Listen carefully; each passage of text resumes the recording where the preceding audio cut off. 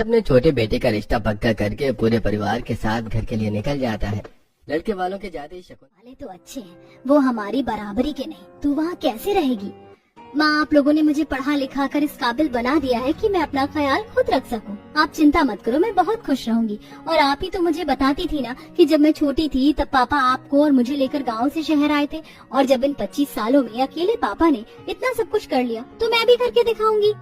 शकुंतला, जब हमारी बेटी कह रही है तो हमें अपनी बेटी पर विश्वास रखना चाहिए।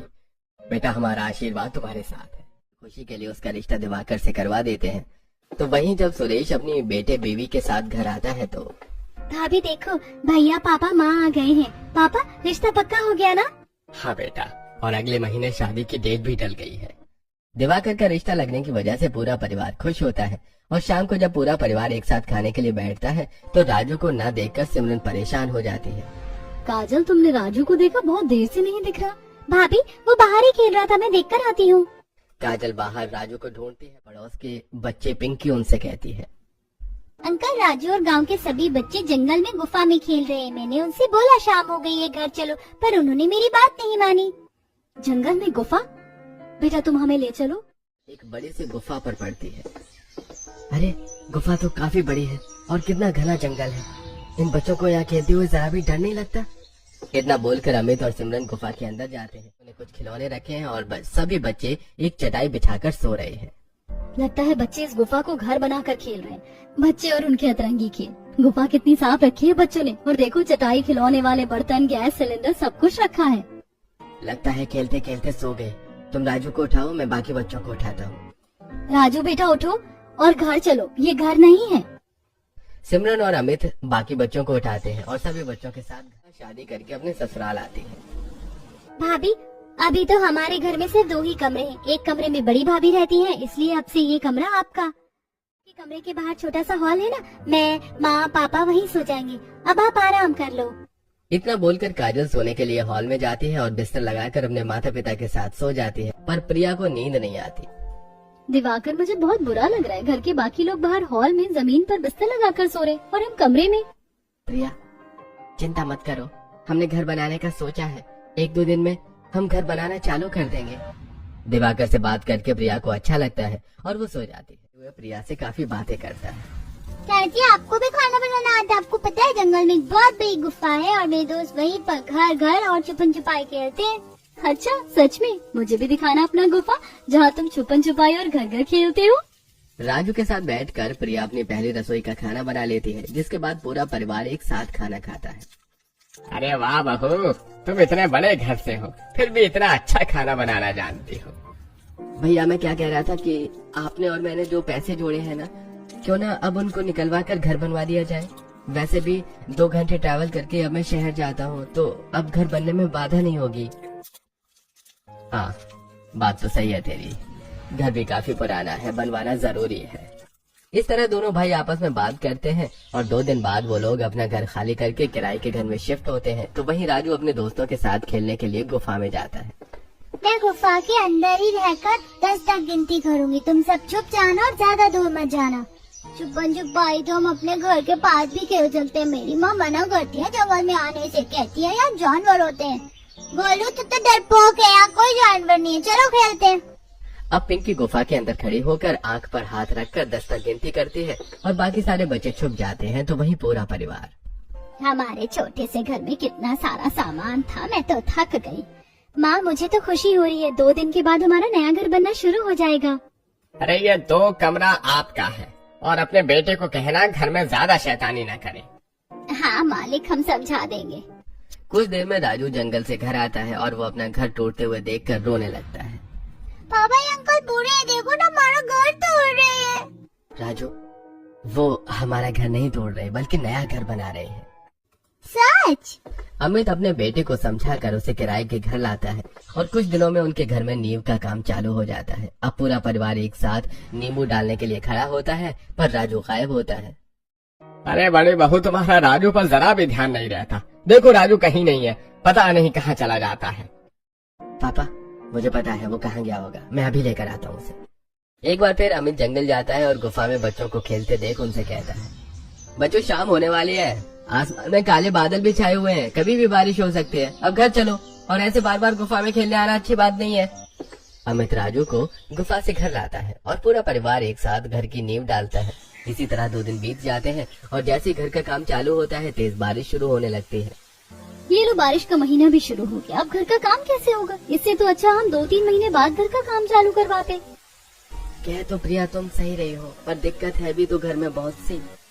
कोई बात नहीं भैया भाभी, बारिश हर वक्त थोड़ी ना होगी। बारिश को देखकर दिवाकर, अमित, सुरेश थोड़े परेशान होते हैं, पर वो लोग सो जाते हैं। इसी तरह 2 दिन बीत जाते हैं और बारिश थमने का नाम नहीं लेती, जिस वजह से अमित की फैक्ट्री का काम बंद हो जाता है। तो वहीं सुरेश भी अपनी मजदूरी का काम नहीं कर पाता। साथ ही अब दिवाकर भी ऑफिस नहीं जा पा रहा होता है। 3 दिन हो गए हैं, मैं इस बारिश की वजह से ऑफिस नहीं जा पा रहा हूँ। मालिक को कैसे समझाऊँ हमारे गाँव की क्या हालत है। कम वक्त इस बारिश को भी तभी शुरू होना था जब हम अपने घर का काम शुरू कर रहे थे। इस बार बारिश का महीना जल्दी शुरू हो गया। अरे कोई बात नहीं भाग्यवान, 2-3 महीने ही बारिश का सीजन होता है और जरूरी नहीं कि हर दिन बारिश हो। 2 से 3 दिन में बारिश रुक जाएगी। सुरेश अपने घर वालों को तो समझाता है, पर वो लोग खुद भी काफी परेशान हो रहे होते हैं। देखते ही देखते 1 हफ्ता बीत जाता है और काम पर न जाने की वजह से दिवाकर को ऑफिस की तरह से मेल आ जाता है। क्या हुआ दिवाकर, तुम इतने परेशान क्यों हो? प्रिया, इतनी मुश्किल से मुझे इतनी अच्छी नौकरी मिली थी शहर में। सोचा था घर बनाएंगे, पूरा परिवार अपने अपने कमरे में आराम से सोएगा। इस बारिश में हमें कोई दिक्कत नहीं होगी, पर इस बारिश की वजह से मैं पिछले 1 हफ्ते से काम पर नहीं जा पा रहा। मेरे पास मेल आ गई, अगर 2 दिन के अंदर मैं ऑफिस नहीं गया तो वो लोग मुझे काम से निकाल देंगे। ऐसा ही हाल कुछ मेरा भी है। जब ये बारिश होती है हमारे मालिक को कुछ महीने के लिए फैक्ट्री बंद करनी पड़ती है। कोई बात नहीं, ये बारिश बंद होते ही सब ठीक हो जाएगा और अभी हमारे पास पैसे हैं, घर भी बन जाएगा। आयशा के परिवार के पास घर बनाने के लिए अभी पैसे थे, इसलिए वो ज्यादा परेशान नहीं होते और आराम से सो जाते हैं।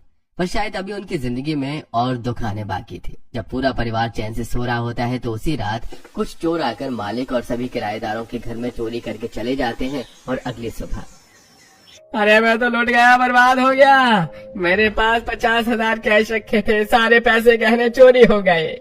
माँ जी, हमने जो भी अपनी पेटी में 2 लाख रुपए रखे थे वो भी गायब है। लगता है चोर ने ना सिर्फ मालिक के घर में चोरी करी बल्कि हम किराएदारों को भी नहीं छोड़ा। अरे अब हम क्या करेंगे, हम लोगों को इतनी बड़ी रकम निकालने ही नहीं चाहिए थी। घर में चोरी होने की वजह से पूरा परिवार सदमे में आ चुका था। इसी तरह 3 दिन बीत जाते हैं और मालिक आकर उनसे किराया मांगने लगता है। 1 महीना हो गए हैं किराया दिए हुए, वैसे ही मेरे घर में चोरी हो गई है। मुझे अपनी बैंक की किस्त, कमेटी, बिजली पानी का बिल, बच्चों के स्कूल की फीस, बहुत चीज भरनी है। मालिक, चोरी सिर्फ आपके घर में नहीं हमारे घर में भी हुई थी। हमारे पास अभी पैसे नहीं है और हम दोनों भाई की नौकरी भी चली गई है। ऊपर से इतनी बारिश हो रही है, बाहर कहीं काम भी नहीं मिल रहा। हमारे घर का काम भी रुका हुआ है। अरे हाँ, तो इस बारिश में क्या तुम अकेले फंसे हो? हम भी फंसे हुए हैं और बाहर बहुत सारे किराएदार भटक रहे हैं जो मुझे एडवांस पैसे देने को तैयार है। अगर आज शाम तक किराया नहीं दिया तो घर खाली कर देना भाई। मकान मालिक धमकी देकर चला जाता है, जिसके बाद पूरा परिवार परेशान हो जाता है और अपना सामान पैक करने लगता है। हमें इस महीने घर का काम चालू ही नहीं करना चाहिए था। पुराना ही सही, पर हमारे सर पर छत तो थी। हमने तो अपने पैरों पर खुद ही कुल्हाड़ी मार ली। अब हम इस बारिश में कहाँ जाएंगे? ना काम है और ना ही हाथ में पैसे, समझ नहीं आ रहा क्या करें। अभी तो हमें कमरा खाली करना होगा। देखते हैं, क्या पता हमारा कोई पड़ोसी मदद कर दे। पूरा परिवार अपना सारा सामान लेकर अपने मोहल्ले में आते हैं और अपनी एक पड़ोसन के घर में सारे सामान रखकर कुछ समय के लिए बैठ जाते हैं। भैया, आप लोग के साथ तो बहुत बुरा हुआ, पर हमारा तो खुद का छोटा सा घर है और इतनी बड़ी फैमिली है। दिन भर तो ठीक है, पर रात को हम आपको अपने घर में जगह नहीं दे पाएंगे। कोई बात नहीं शोभा बहन, इस बारिश में तुमने हमें अपने घर में रहने की जगह दी, वही काफी है। वो लोग पूरा दिन तो पड़ोसी के घर में रहते हैं, पर शाम होते ही उन्हें अपने पड़ोसी के घर से निकलना पड़ता है। पूरा परिवार अपने पड़ोसी के घर के बाहर चबूतरे पर बैठा होता है और बारिश के छींटे उनके ऊपर आ रहे होते हैं। अच्छू, मुझे ये बारिश बिल्कुल नहीं पसंद है। जगह पानी कीचड़ होता है और अब तो मुझे जुकाम भी हो गया। दूसरे के घर के बाहर खड़ी होने से तो अच्छा है कि मैं जंगल चले जाऊं और गुफा में ही सो जाऊं। वहाँ कम से कम धूप और बारिश का पानी तो नहीं आता। बहू, ये कौन सी गुफा की बात कर रहा है? सिमरन अब पूरे परिवार को जंगल के गुफा के बारे में बताती है, जिसके बाद प्रिया अपने परिवार से कहती है, आखिर हम सारी रात इस बारिश में किसी के घर के बाहर तो नहीं बैठे रह सकते। राजू सही कह रहा, अगर उस गुफा में बारिश का पानी नहीं आता तो हमें वहीं चलना चाहिए। वैसे भी अपना घर अपना ही होता है, चाहे वो गुफा हो या पक्का मकान। और अगली सुबह हम कोई ना कोई इंतजाम कर लेंगे। अभी रात बिताने के लिए गुफा में ही चलते हैं। न हाथ में पैसे हैं, न नौकरी है और न ही रहने के लिए घर। मुझे भी लगता है कि हमें प्रिया की बात मान लेनी चाहिए। प्रिया के सुझाव देने पर पूरा परिवार बारिश में भीगते हुए जंगल की ओर जाता है और कुछ ही देर में वो लोग गुफा के अंदर जाते हैं। गुफा के अंदर काफी अंधेरा होता है और पूरा परिवार गीला होने की वजह से ठंड से कांप रहा होता है। जिसके बाद प्रिया गुफा के अंदर कुछ लकड़ियों को लेकर उन्हें खराब कपड़ा और पन्नी में लपेट कर उनका मशाल बनाकर जला देती है और गुफा के अंदर कोनों में लगा देती है। इस मशाल के जलने से गुफा के अंदर थोड़ी गर्मी भी रहेगी और रोशनी भी रहेगी। राजू, तुम्हें ठंड लग गई है, तुम कपड़े बदल लो। गुफा तो काफी साफ है, बच्चे यहाँ खेलते हैं, देखो ना उनके सामान भी रखे, मैं बिस्तर लगा देती हूँ। काजल जल्दी से कुछ बैग खोलकर बिस्तर निकालती है और प्रिया थोड़ी थोड़ी दूरी पर 3 पर्दे लगा देती है, जिसमें एक तरफ सिमरन अपने पति और बच्चे का सामान रखती है, दूसरी तरफ प्रिया और दिवाकर अपना सामान रखते हैं और वहीं बाकी के बचे हिस्से में काजल अपने माता पिता का सामान रखते हैं। और बिस्तर लगाकर जैसे पूरा परिवार बैठता है उन्हें जानवरों की आवाज सुनाई देती है। सुनिए जी, हम जंगल में हैं, जानवर की आवाज आ रही है, पता नहीं कहाँ से कौन सा जानवर आ जाए। गुफा में दरवाजा भी नहीं है। माँ जी, मैं ऐसे ही कुछ मशाल और जलाकर गुफा के बाहर रख देती हूँ, इससे कोई भी जानवर अंदर नहीं आएगा। प्रिया, तुम तो बहुत होशियार हो, तुम्हें इतनी नॉलेज कैसे है? भैया, कॉलेज में हम अक्सर कैंपिंग के लिए बाहर ले जाया जाता था, वही हमें सिखाया जाता था अगर हम जंगल में कभी फंस जाते हैं या हमारे साथ कभी इस तरह का हादसा हो जाता है तो हमें कैसे रहना चाहिए। बस वही सब आज काम आ रहा है। इतना बोलकर प्रिया फिर कुछ लकड़ियाँ देखने के लिए बाहर जाती है और अब बारिश भी रुक चुकी थी और बड़ी मुश्किल से प्रिया को कुछ लकड़ियाँ मिलती हैं, जिनका मशाल बनाकर प्रिया गुफा के बाहर लगा देती है। हमने कितने सपने देखे थे, सोचा था जितनी जल्दी घर बन जाएगा उतना अच्छा होगा, पर इस बारिश ने सब खराब कर दिया और जिन्होंने हमारे पैसे चोरी करे हैं भगवान उनका कभी भला नहीं करेगा। मुझे तो भूख लग रही है, राजू भी भूखा ही सो गया। मैंने कुछ रोटी और कुरकुरे मट्ठी जैसे चीज डब्बे में भर ली थी, आज रात यही खाकर सो जाते हैं। रात काफी ज्यादा हो चुकी थी, पूरा परिवार भूखा था, इसलिए वो लोग दिन वाली रोटी और कुछ नमकीन मट्ठी निकाल कर खाते हैं और सारी रात गुफा में ही सोते हैं। अगली सुबह होते ही मैं थोड़ा मजदूरी का काम देखने के लिए जा रहा हूँ, क्या पता कहीं कोई काम मिल जाए। आज बारिश बंद है पर कंपनी ने तो मुझे जॉब से निकाल दिया है, इसलिए मैं भी बाहर जा रहा हूँ काम की तलाश में। पर हम इस गुफा में कब तक रहेंगे? काजल, बिना पैसे के कोई हमें अपना घर किराए पर नहीं देगा। हमारी फैमिली बहुत बड़ी है, कौन हमें अपने घर में रहने की जगह देगा? और हमारा घर भी टूट चुका है और न ही हाथ में पैसे हैं कि घर बनवा सके। इसीलिए जब तक हाथ में पैसे नहीं हो जाते हमारा घर नहीं बन जाता। हमें इस गुफा में ही रहना होगा। दीदी, चलिए गुफा के बाहर खाना बनाते हैं। अमित, सुरेश और दिवाकर काम की तलाश में बाहर जाते हैं तो वहीं प्रिया सिमरन के साथ मिलकर गुफा के बाहर मिट्टी का चूल्हा बनाती है और सूखी लकड़ी लाकर खाना बनाने लगती है। बहू, हम इस गुफा में कैसे रहेंगे? कुछ ही दिन में राशन भी खत्म हो जाएगा और हम अपनी रसोई बाहर नहीं रख सकते।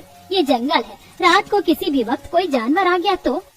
आप सही कह रही है माँ जी, पर जब तक घर और पैसों का इंतजाम नहीं हो जाता हमें इस गुफा में ही रहना होगा। शाम को जब जेब जी, पापा जी और दिवाकर जी घर आएंगे तो मैं उनसे कहूंगी कि जंगल के पीछे पहाड़ी से कुछ बड़े पत्थर तोड़ कर ले आए। हम उससे ही गुफा ढकने के लिए दरवाजा बनाएंगे। अगर हम लकड़ी का दरवाजा बनाते हैं तो उसे बनाने में समय लगेगा और जानवर उसे आसानी से तोड़ भी सकते हैं। पूरा परिवार बैठकर एक साथ खाना खाने लगता है, तभी कुछ बच्चे वहाँ खेलने के लिए आते हैं। राजू तो अपने पूरे परिवार के साथ गुफा में है, अब हम खेलेंगे कहाँ? बच्चों, ये जंगल तुम्हारे लिए सेफ नहीं है, यहाँ खेलना बंद कर दो और अब हम यहीं रहेंगे जब तक हमारा घर नहीं बन जाता। बच्चे उदास होकर वापस अपने घर चले जाते हैं और शाम सुरेश, अमित और दिवाकर घर आते हैं। वो चट्टान और पहाड़ तो हमसे नहीं टूटेगा, आप लोग कुछ करिए ना। रात तो हमने जैसे तैसे बिता ली, पर यहाँ जानवर हैं, अगर रात में किसी जानवर ने हम पर हमला कर दिया तो? बाबू, तुम सही कह रही हो, तुम लोग अंदर जाओ, हम लोग पहाड़ी से पत्थर के कुछ टुकड़े लेकर आते हैं। कुछ देर में सुरेश अपने दोनों बेटों के साथ जंगल के अंदर जाता है और वहाँ से कुछ बड़े पत्थर तोड़कर उन्हें हाथ से धक्का मारते हुए गुफा के पास लाते हैं। अगर हम इस गुफा को ढक देंगे तो हम अंदर ही फंसे रह जाएंगे। ये पत्थर बहुत भारी है, अकेले किसी से नहीं हिलने वाला। हाँ, मैं जानती हूँ, आज रात इससे हम गुफा ढक लेते हैं और कल हम अपनी लकड़ी की रसोई और गुफा के लिए दरवाजा बनाएंगे। और अगर इस जंगल में जानवर हैं तो उन्हें गुमराह करने के लिए इस पत्थर को हम अपनी गुफा से थोड़ी सी दूरी पर रखेंगे और इनसे 4 मशाल जला देंगे। जानवर चट्टान से डरते हैं और बड़ी चट्टान होगी तो वो वैसे भी आगे नहीं आएंगे। इस तरह हम गुफा से बाहर भी नहीं निकल सकेंगे और इस पत्थर की मदद से कोई जानवर गुफा के अंदर नहीं आ पाएगा। एक बार फिर प्रिया और सिमरन घर के बाहर मिट्टी के चूल्हे पर सबके लिए खाना बनाती हैं और आज खाने में खिचड़ी देख गुफा के अंदर बैठा पूरा परिवार उदास हो जाता है। मैं आज भी खाने में खिचड़ी नहीं खाऊंगा। पिछले कुछ दिनों से खिचड़ी खाने को मिल रही, मेरा दिल आज सब्जी रोटी खाने का है। बेटा यहाँ सब्जी नहीं है और ना पैसे, मैं कहाँ से लाऊंगी सब्जी? इतनी मुश्किल से तो इस गुफा को हमने घर बनाया है, यहाँ अपना सामान रखा है। अभी हमारे पास ना रसोई है, ना पैसे और ना ही सब्जी, इसीलिए जो मिल रहा है वो खा ले। एक एक पैसों के लिए अपने परिवार को तरसता देख प्रिया भी काम करने का फैसला लेती है। जब मैं बहुत छोटी थी तब मेरे पापा मुझे और माँ को लेकर शहर आ गए। उनके पास घर भी नहीं था। पापा बताते थे कि वो फुटपाथ पर रहते थे और इस तरह उन्होंने दिन रात मेहनत की और आज हम इतने अमीर हो गए। लगता है वही स्ट्रगल मेरी भी जिंदगी में है। इसीलिए मैं भी अपने पापा की तरह काम करना चाहती हूँ और मेरे काम करने से आप सबको मदद मिलेगी और हम जल्द से जल्द अपना घर भी बनवा पाएंगे। पापा, प्रिया बहुत पढ़ी लिखी है, वो तो शुरू से ही काम करना चाहती थी पर उसे काम करने का मौका नहीं मिला। मुझे लगता है अगर प्रिया काम करना चाहती है तो हमें करने देना चाहिए। वैसे भी आजकल बहू भी काम करती है। मेरी बहू सच में बहुत समझदार है, अगर वो काम करना चाहती है तो मैं मना नहीं करूँगा। जब पूरा परिवार गुफा के अंदर बैठकर खाना खा रहा होता है तो उनकी नजर बाहर पड़ती है और बारिश होता देखकर सब आराम से खाना खाकर उस चट्टान को गुफा के पास रख देते हैं और आराम से सारी रात सोते हैं। अगली सुबह न सिर्फ घर के मर्द बल्कि प्रिया भी नौकरी की तलाश में बाहर जाती है, तो वहीं आज आशा भी अपने गांव औरतों से कुछ सब्जियां मांगने के लिए जाती है। आशा बहन, तुम लोगों के साथ तो भगवान ने बहुत बुरा किया। तुम्हारा घर का काम भी रुक गया, पैसे भी चोरी हो गए, बेटों की नौकरी भी चली गई। ऊपर से ये बारिश है जो हर 2 घंटे में बरसना शुरू हो जाती। अगर मेरे पास इतने पैसे होते या मेरा बड़ा घर होता तो मैं तुम्हारी मदद जरूर करती। कोई बात नहीं बहन, जिसके नसीब में जितना दुख लिखा होता है वो तो इंसान को झेलना ही पड़ता है। ऐसे यहाँ मैं तुमसे कुछ सब्जी मांगने के लिए आई थी। घर में आटा दाल चावल तो है पर सब्जी नहीं है और तुम्हारी तो सब्जियों की खेती है। आंटी, हम गुफा में घर बनाकर रह रहे हैं। गुफा के बाहर हमने सफाई भी कर ली है। अगर आपके पास कुछ पौधे हैं सब्जियों के तो हमें वो दे दीजिए। हम बार बार सब्जी मांगने तो नहीं आ सकते ना। हाँ हाँ काजल बेटा, क्यों नहीं, हम पड़ोसी। अगर हम एक दूसरे की मदद नहीं करेंगे तो कौन करेगा। काजल के एक बार कहने पर सुमित्रा घर से कुछ सब्जियां टोकरी में लाकर आशा को दे देती है और घर के पीछे जाकर कुछ सब्जी के पौधे भी लाकर काजल के हाथ में थमा देती है। जिसके बाद आशा और काजल जंगल जाती हैं और सिमरन गुफा के बाहर बैठकर खाना बना रही होती है। बाबू देख, मैं गांव से कुछ सब्जी लेकर आई हूँ, तो आज थोड़ी सी सब्जी बना लेना। और मैं सब्जियों की खेती करने वाली हूँ। बारिश का अच्छा मौसम है, इस मौसम में पौधे जल्दी सब्जी देने लगेंगे। अब काजल गुफा के बाहर 7 से 8